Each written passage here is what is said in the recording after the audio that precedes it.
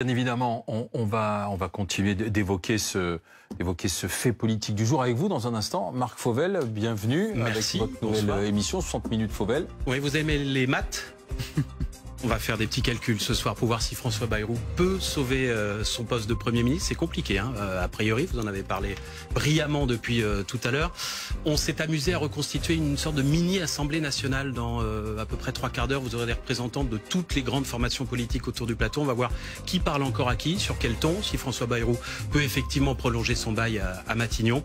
Et puis on sera avec Sophie Binet pour sa première réaction après cette intervention de François Bayrou. À quoi va ressembler ce... Qu'est-ce que j'ai dit? Non, je vous rappelle Sophie Binet de la CGT. De la CGT, je m'étais trompé pour ma première intervention. Vous ne m'auriez rien laissé passer, j'en étais sûr. À tout de suite. On va regarder cette mini-assemblée avec vous, Marc Fauvel. Mais d'abord, on va aller à Brégançon, puisque c'est de Brégançon que visiblement tout a été élaboré entre le président de la République et le Premier ministre François Bayrou. Et c'est à Brégançon que nous retrouvons Sophie Dupont. Bonsoir à tous. Bonsoir à tous, ravi de vous retrouver pour ce nouveau rendez-vous. Ça s'appelle 60 minutes, chaque soir à 18h50. Et à la une ce soir, ça passe ou ça casse. François Bayrou crée la surprise en engageant la responsabilité de son gouvernement. Ce sera dans 2 semaines, le 8 septembre. On va voir précisément ce que ça signifie avec nos invités, parmi lesquels l'historien Jean Garrigue. On se projettera également dans ce vote du 8 septembre pour voir comment le Premier ministre pourrait sauver son poste. Ce sera l'événement du jour. Dans 20 minutes, le débat de 60 minutes. Et si le Premier ministre réussissait finalement son pari, nous avons invité les représentants des 5 principales formations politiques de l'Assemblée, une sorte de mini-Assemblée nationale pour sonder ceux qui ont l'avenir de François Bayrou entre leurs mains. Et puis également la première réaction de Sophie Binet, la patronne de la CGT, nous dira ce qu'elle a pensé de la prestation du Premier ministre et si ça change quelque chose à son appel à la mobilisation. 60 minutes d'infos, vous avez le programme. Bienvenue à tous, c'est parti.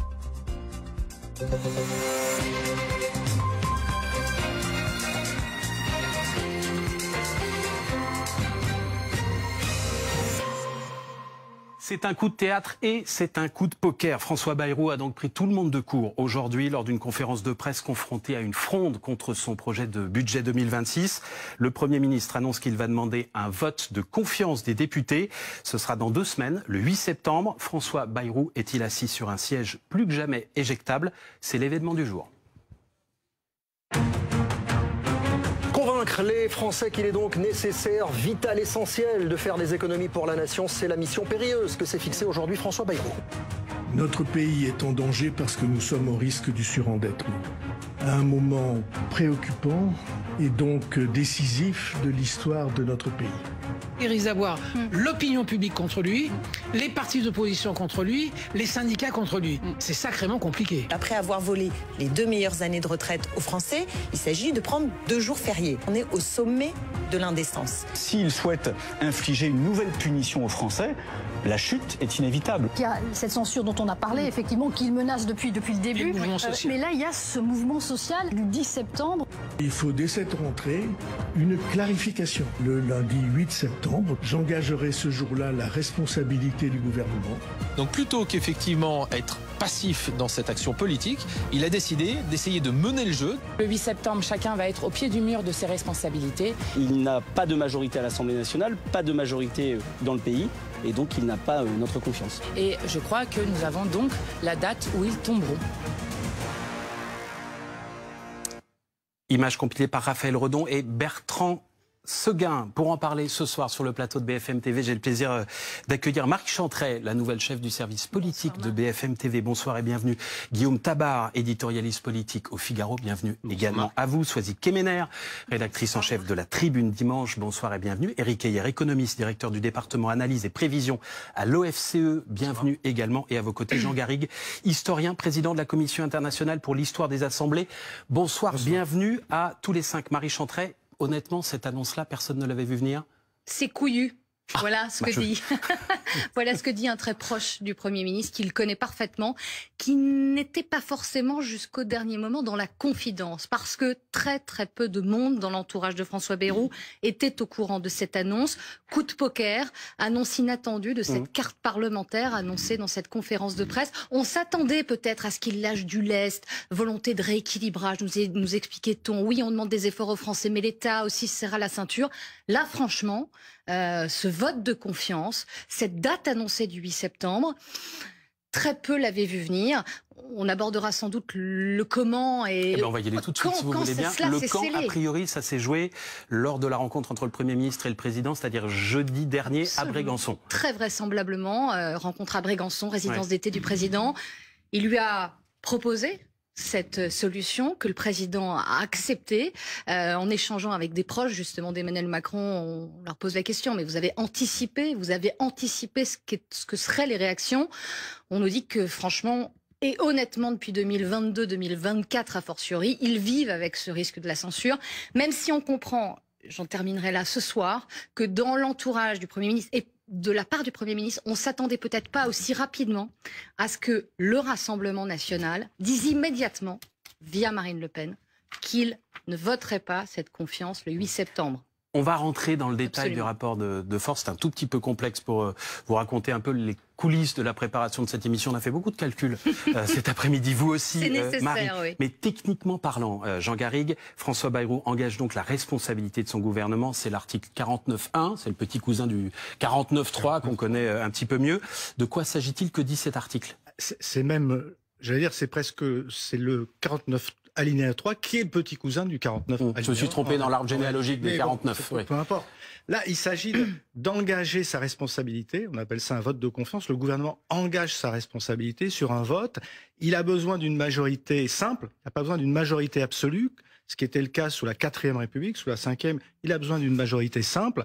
Mais s'il n'obtient pas cette majorité simple, alors il est soumis justement à la démission du Premier ministre. Le Premier ministre doit démissionner s'il n'a pas cette majorité simple. C'est donc une prise de risque qui était d'ordinaire, qui était prise par un certain nombre de premiers ministres sous la 5e République au moment où ils faisaient leur déclaration de politique générale.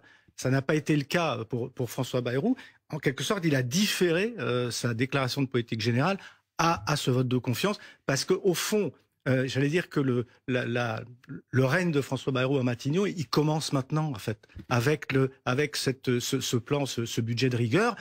Et le paradoxe, c'est peut-être qu'il va commencer et se terminer en même temps. C'est un peu le paradoxe historique de ce qui vient de se passer. Pour être sûr de bien comprendre, majorité simple, ça veut dire qu'à d'école, s'il y a 100 députés qui votent la confiance au Premier ministre et que tous les autres s'abstiennent, ça passe. Ça passe. Il n'y a pas besoin d'obtenir la majorité absolue des 289. Exactement. Ça veut dire que c'est un peu moins difficile de gagner un vote de confiance que d'obtenir une motion de censure où là, il faut 289 suffrages exprimés contre. Exactement. C'est bien ça?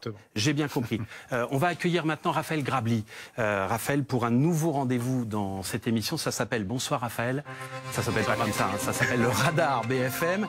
On a compris comment fonctionne l'article 49.1. Maintenant, si on regarde l'Assemblée nationale telle qu'elle est aujourd'hui, l'Assemblée sortie des urnes, quelles sont, je vais vous poser la question le plus simplement possible, quelles sont les chances de survie politique du Premier ministre? Elles sont extrêmement limitées, pour ne pas dire quasi nulles. Alors je vous parle à l'heure H, ça peut évoluer dans les minutes qui viennent, je vais vous expliquer pourquoi.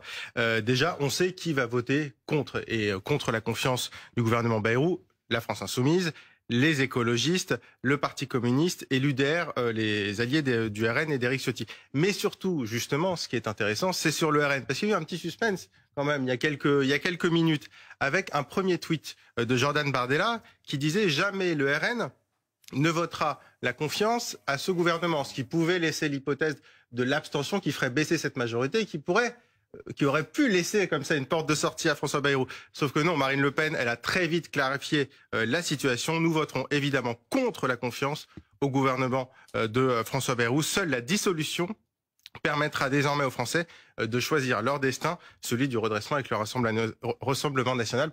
Et vous le disiez, Marc, il y a quelques minutes, on a fait quelques calculs. C'est là qu'on sort la calculette, on sort la calculette et ouais. Évidemment, ce sont des hypothèses, même si on a quand même quelques réponses à l'heure où on se parle. Si on comptabilise les potentiels votes contre la confiance de François Bayrou, il y a le Rassemblement national, 123 députés, l'UDR, donc Éric Ciotti, 15 députés, le Parti communiste français, 17, les écologistes, 38 et LFI, 71. C'est-à-dire tous ceux qui, à 7h, 18h57, ont dit qu'ils voteraient contre. Exactement. Ouais. Donc là, pour le moment, on est à 264 députés.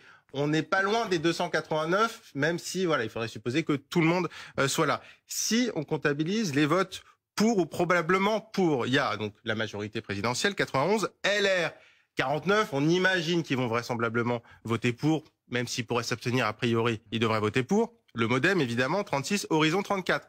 Enfin, vous dites évidemment, il y a des députés MoDem ces derniers jours qui étaient c'est vrai. pas emballés par toutes les mesures. C'est pour ça qu'en fait, pour être très clair, on est obligé évidemment de simplifier, même tout le monde ne fait pas forcément bloc à l'Assemblée nationale. Résultat, on arrive à quoi? 210 députés. Donc on paraît quand même très très loin du compte, et forcément, dans les chiffres que je vous ai donnés, il y a un grand absent. Le PS. Le PS. J'ai regardé, avant de rentrer dans ce plateau, il y a une seconde sur le compte Twitter de Boris Vallaud ou d'Olivier Faure. Je n'ai rien trouvé parce qu'évidemment... Les doivent être en train de chauffer. Exactement, parce qu'évidemment, ça peut être là le minuscule chemin de crête de François Bayrou. Il faudrait que le PS vote pour. Alors, pas question d'abstention. Là, il faut voter pour.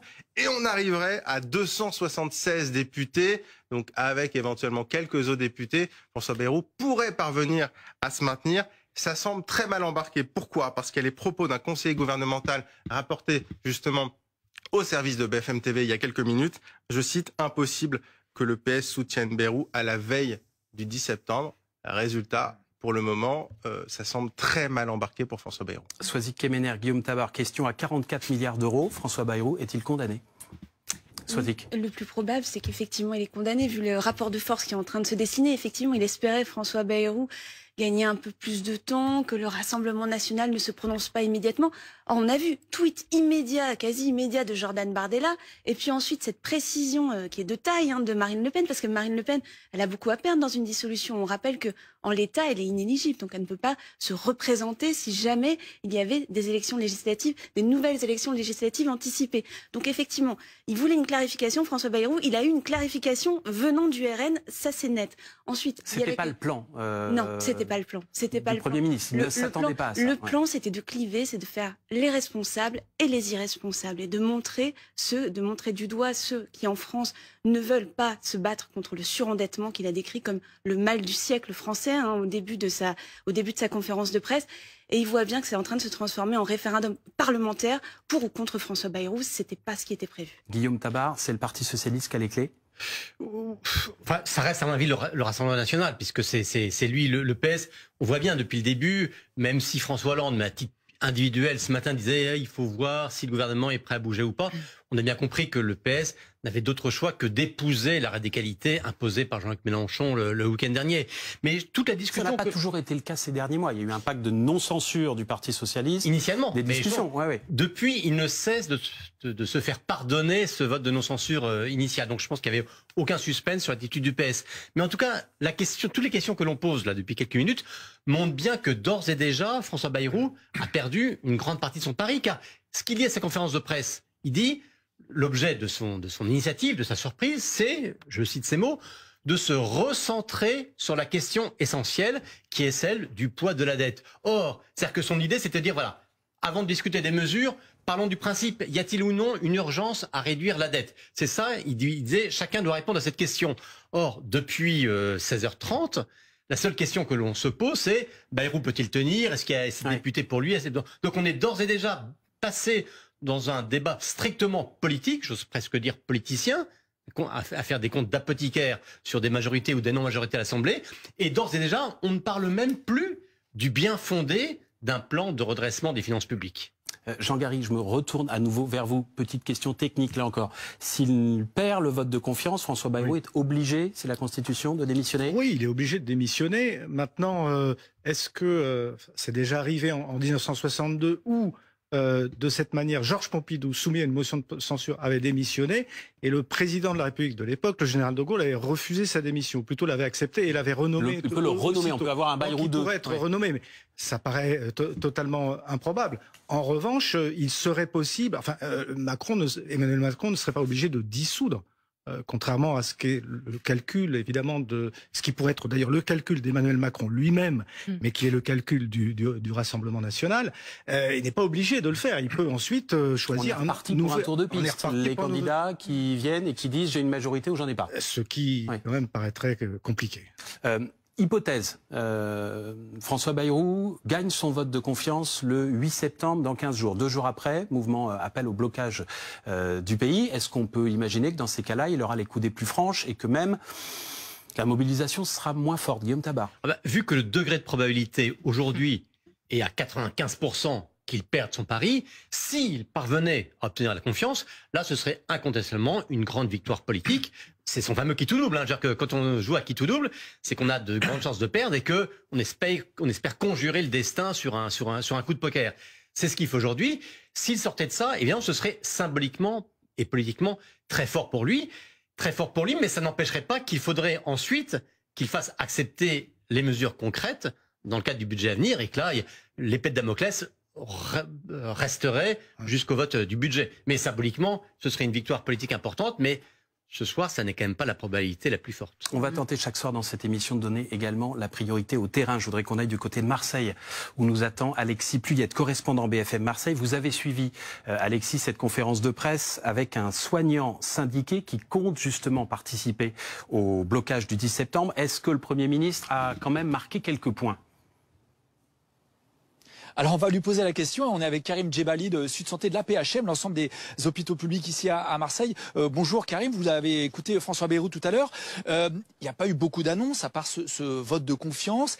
Est-ce que pour vous c'était la hauteur face au danger qui nous menace selon l'expression du Premier ministre? Mais écoutez, c'était pas du tout à la hauteur. En fait, le Premier ministre nous prépare clairement à du sang et des larmes pour les Français. Et il faut qu'ils sachent que les Français n'ont plus d'argent. Alors, on parle souvent de l'hôpital public qui est en souffrance. Est-ce que pour vous, des efforts supplémentaires, c'est soutenable pour les soignants? Absolument pas. On a déjà, depuis ces dernières années, tiré sur la corde. On a limiter, minimiser les budgets des hôpitaux publics. Et là, aujourd'hui, on tend encore à tirer sur la corde et le personnel soignant n'en peut plus. Il y a ce vote de confiance le 8 septembre. Est-ce que pour vous, il faut que François Bayrou tombe? Il faut que François Bayrou tombe. Il faut absolument qu'on se mobilise, qu'on soit nombreux. Et normalement, il devrait y avoir des collectifs, Donc il y aura des mobilisations dans Marseille. Il y aura des associations, il y aura les personnels qui se mobiliseront, qui se coalisera ensemble et j'espère en tout cas qu'on fera le nombre. Est-ce que vous pensez que c'est un mouvement qui va s'inscrire dans la durée? Oui, ce sera un mouvement qui va s'inscrire dans la durée, normalement. Nous prévoyons, nous en tout cas, organisation syndicale, de plusieurs manifestations pour dénoncer les conditions de travail des personnels et les budgets qui sont restreints au fur et à mesure des années. Merci beaucoup Karim Djebali. Voilà l'état d'esprit ici du côté de Sud Santé. On parlait avec d'autres soignants tout à l'heure qui étaient en colère et qui nous disaient grosso modo que c'est souvent les travailleurs, les classes populaires et les classes moyennes qui vont trinquer avec ce plan de François Bayrou qui se prépare. Merci à vous Alexis Pluyette, merci également à Anne Boisys qui était avec vous. On posera la question tout à l'heure à Sophie Binet, la patronne de la CGT, pour voir ce qu'elle attend de cette journée du 10 septembre.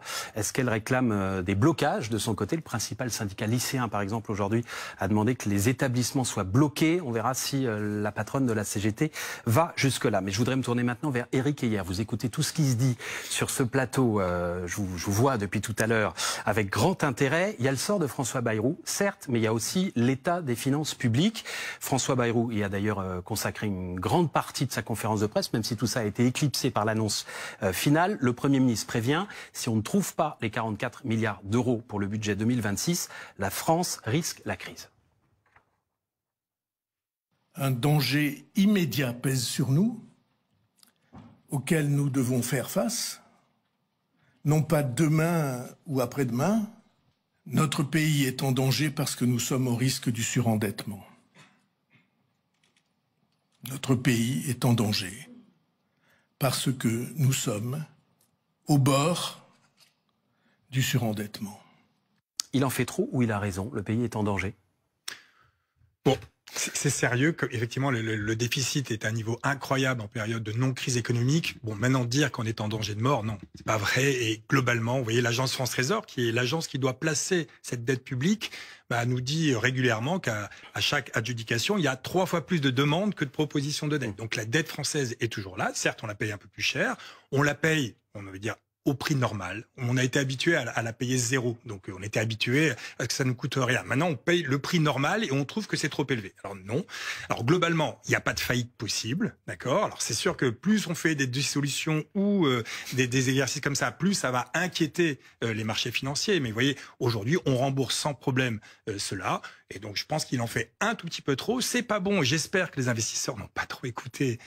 Visiblement si, la Bourse de Paris à la clôture, moins 1,6%. Oui, parce que oui, et vous voyez, quand vous dites régulièrement on est en danger de mort et que vous dites aux Français c'est la catastrophe, c'est pas bon pour l'économie tout cela, parce que globalement vous faites de l'épargne. Et aujourd'hui, si la croissance économique n'est pas là, c'est qu'il y a un taux d'épargne qui est très élevé, plus de 18% de taux d'épargne, alors qu'habituellement on était plutôt sur les 14,5. Donc vous voyez, si on arrivait à faire baisser ce taux d'épargne, en tenant un discours un peu plus, alors en disant il faut faire des efforts, c'est certain, et même, vous voyez, nous à l'OFCE, on a calculé, il faut faire 120 milliards, donc c'est pas 44 milliards, il faut faire 120 milliards. Mais on a le temps.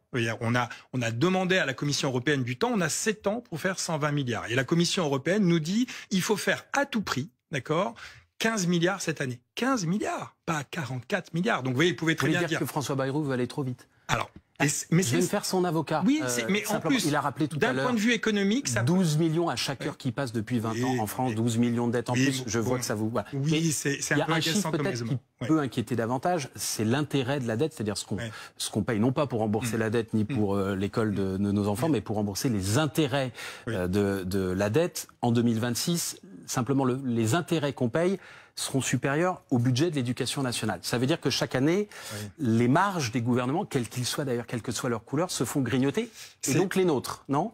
Oui et non, c'est un peu plus compliqué. Vous voyez, ce qu'il faut ramener, c'est les intérêts, c'est 66 milliards par rapport à la dette, vous voyez, qui dépasse 3300 milliards. Donc en gros, on est à 2%. On paye 2% d'intérêt. Quand vous avez une inflation qui est à ce niveau-là, ça veut dire que, en gros, les taux réels sont nuls. Donc il faut, je pense, un tout petit peu dire, c'est très sérieux. Il va falloir faire des économies, mais on n'est pas en surendettement. Ça, une comparaison avec un ménage ou une entreprise, on apprend ça en première année d'économie, il faut jamais la faire. Donc du coup, on n'est pas dans cette situation. Là, on est dans une situation sérieuse. On a pris des engagements auprès de la Commission européenne. La Commission européenne nous a mis quand même sous des procédures de déficit excessif. Donc, ils nous surveillent et ils ont répété encore la semaine dernière, il faut faire 0,5 points de PIB, c'est 15 milliards. J'essaie de comprendre. On se dit depuis 20 minutes que les chances de survie politique de François Bayrou sont estimées à 5%. Je cite Guillaume Tabar. Vous nous dites dans le même temps, c'est pas si grave que ça, la dette. Alors, pourquoi est-ce qu'il en fait son cheval de bataille? C'est pas exactement ça. En tout cas, on aurait le temps. On aurait 7 ans si on... on va pas faire... et d'ailleurs, je suis mal placé pour faire... Je suis pas un politologue, mais il me semble que François Bayrou, quand la dette était à 61 points de PIB, disait qu'on était en faillite. Bon, on est à 113 points de PIB. On devrait être mort, enterré. Il continue à nous dire qu'on est en faillite. Donc, globalement, il a, je pense, pas très bien compris exactement quand est-ce qu'un État pouvait être en faillite. Il nous compare avec la Grèce de Tsipras. On n'est absolument pas la Grèce de Tsipras. On n'est même pas le Royaume-Uni de l'Istrus, vous voyez, où les taux d'intérêt sont à 4... La Grèce était à 35% d'intérêt. L'Istrus, ils sont à 4,6%. Vous voyez, on n'est pas là. On est à 3,3, 3,5 points de charge d'intérêt, de taux d'intérêt aujourd'hui. Vous voyez, c'est sûr que plus on va dire que des dissolutions ou ça, plus ces taux d'intérêt vont augmenter. Ça va pas être bon pour notre emploi. Et moi, on va le dire, et puis on va creuser les déficits aussi. Et bien entendu, on va creuser les déficits. Donc, il faut, me semble-t-il, être beaucoup plus calme, dire, voilà, il faut faire des efforts. Ces efforts seront étalés. Je pense que quand il a dit, il faut que ça soit de la justice, oui, il aurait dû commencer par dire à ça. Il y a 120 milliards, on s'est engagé sur 120 milliards. Donc, oublions les 44. Sur les 120 milliards, qui va les porter? Combien pour les retraités? Combien pour les plus riches? Combien pour les actifs? Combien pour l'État? Combien pour les collectivités locales? Une fois qu'on a décidé de ça, on parle des mesures, effectivement. Est-ce que c'est par la dépense publique? Est-ce que c'est par l'impôt? Et c'est peut-être comme ça qu'on trouvera un consensus. C'est pas dire c'est 44 milliards ou le chaos, parce que c'est pas le cas. Marie Chantrey, un dernier mot avant de passer au débat de 60 minutes. Il y a une hypothèse qui circule, on en a parlé ici même ces derniers jours sur l'antenne de BFM TV. Ce serait une sorte de harakiri du Premier ministre qui déciderait que de toute façon le pays est ingouvernable vu la situation aujourd'hui et qui en quelque sorte aujourd'hui aurait donné lui-même la date de son départ en disant: de toute façon, on n'y arrivera pas. Au moins, je resterai dans les livres d'histoire comme une sorte de nouveau Mendès France qui a tenté de réformer le pays, mais il avait les Français et l'Assemblée contre lui. Cette hypothèse est-elle crédible? Oui, quand on entend certains conseillers, en effet, ça prend un peu de sens. S'éviter finalement le supplice chinois de l'examen du budget à l'automne, avec des conseillers qui sont désormais convaincus qu'ils vont tomber le 8 septembre prochain. Un scénario aussi peut-être qui se dégage d'un pas de deux avec le président de la République. Souvenez-vous, c'était pas il y a si longtemps, un président de la République qui, on sait, a exprimé son mécontentement à l'égard de François Bayrou, son vieil ami, disait dans les colonnes de nos confrères de Paris Match à quel point c'était un Premier ministre formidable. Certains ont décrit ça comme un baiser de la mort ou un baiser d'adieu. Peut-être que cela avait été anticipé et que le scénario de ce vote de confiance, finalement, a été initié par celui qui l'a annoncé aujourd'hui, véritablement sur la volonté du président de la République. Peut-être pour dessiner autre chose, et revient évidemment dans le débat, dans les mots de Marine Le Pen ce soir, l'hypothèse d'une dissolution. Parce que nommer un nouveau Premier ministre issu de la majorité, on a beaucoup parlé de Sébastien Lecornu, pour quel résultat? Sans doute le même que l'on est en train de vivre aujourd'hui. C'est aussi ça, sans doute, que même si Emmanuel Macron l'a balayé il y a encore quelques jours, qui se dessine dans la tête de certains. Calcul diabolique d'avoir le Rassemblement national au pouvoir, ce qui mécaniquement l'affaiblirait pour une élection présidentielle. Merci beaucoup à tous les 5. Vous regardez 60 minutes, le nouveau rendez-vous du soir de BFM TV. On est ravis de vous accueillir si vous nous rejoignez à l'instant. C'est l'heure du débat du soir. Débat qui va nous permettre d'accueillir nos invités qui sont en train de prendre place sur ce plateau avec une question: qui peut encore sauver François Bayrou? Pour répondre à cette question, nous avons convié les responsables, ou des responsables en tout cas, des 5 principales formations politiques françaises. Mathieu Lefebvre, vous êtes député du Val-de-Marne, vice-président d'Ensemble pour la République. Vous représentez donc à cette table une partie de la majorité présidentielle. Bonsoir et bienvenue. À vos côtés, Thomas Ménager, député du Loiret, porte-parole du Rassemblement national. Bonsoir et bienvenue également à vous. Aurélie Trouvé est face à vous, députée La France Insoumise de Seine-Saint-Denis, présidente de la Commission des Affaires économiques de l'Assemblée nationale. Bienvenue sur ce plateau.